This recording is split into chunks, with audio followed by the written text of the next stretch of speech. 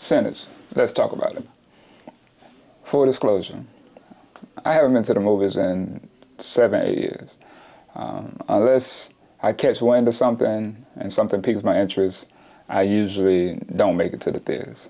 And when I made the decision to go see Sinners, I only knew 2 things. It was a vampire film and that Michael B. Jordan starred in it. Now, I love vampire flicks. Underworld is a favorite series of mine, and I've been a fan of Michael B. Jordan since he played Wallace in The Wire. Now, I'm a bit ashamed to admit that I didn't know who Ryan Coogler was. I definitely know who he is now. But without even watching the trailer, I went to see Sinners. Now, I absolutely love the name. For somebody like myself who grew up with a religious background, it immediately kind of got me to thinking of what's this film about. And while there's a much broader definition of what a sinner is, I personally tend to think of someone who was brought up a certain way and they strayed away from that path. The first person to come to mind film-wise is Suge Avey from The Color Purple.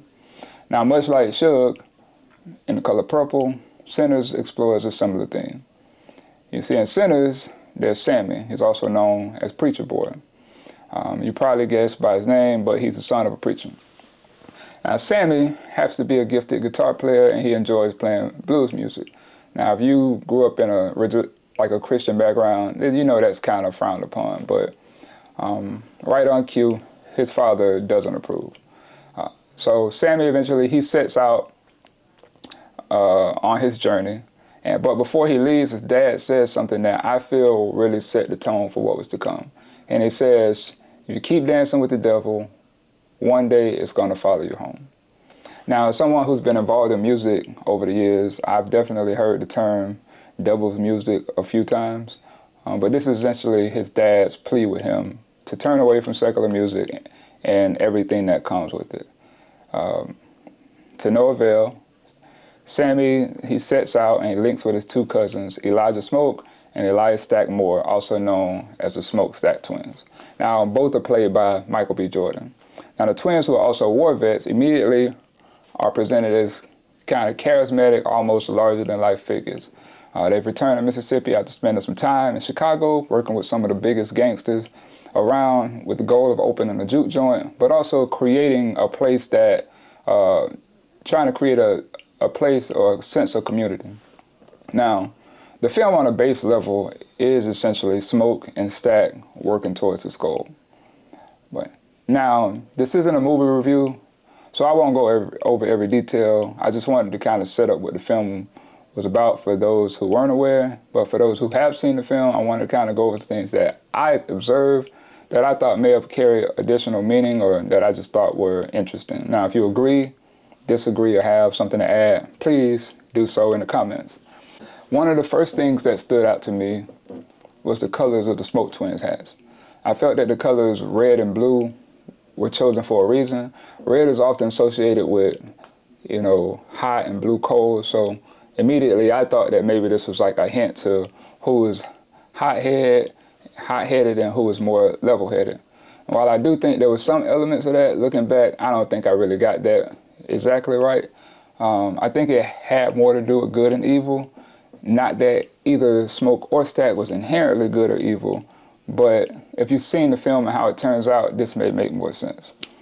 I also want to touch on the casting.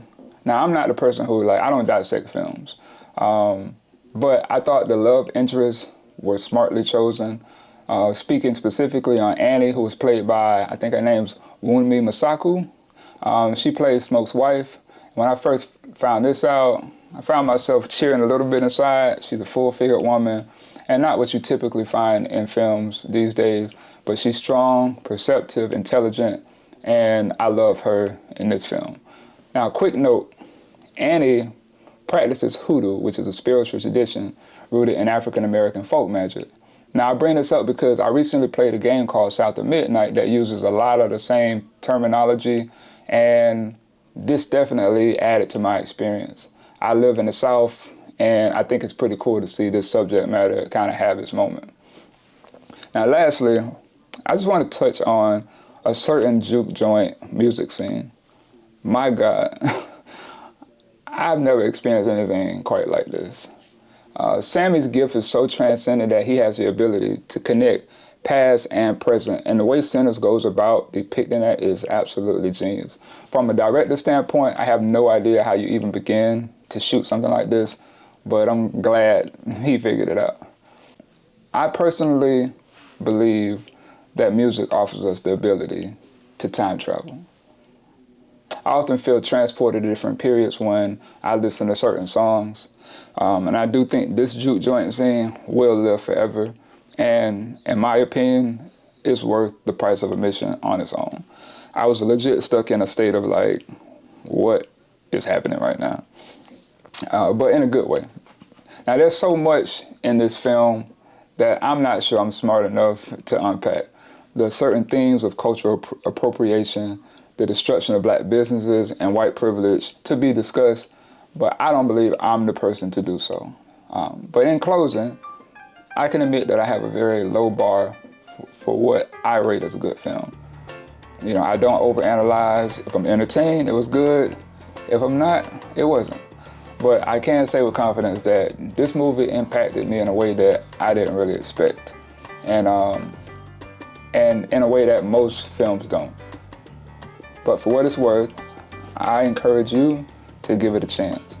Now, if you haven't seen the film or you don't intend on seeing the film, you know, I'd love to know why. If you haven't seen the film, I'd love to know what you thought. So please share your feedback, your thoughts, your comments, anything that you want to offer down in the comments. And don't forget to like, share, and subscribe. It really helps out the channel, and I appreciate your time. So until next time, I'm out.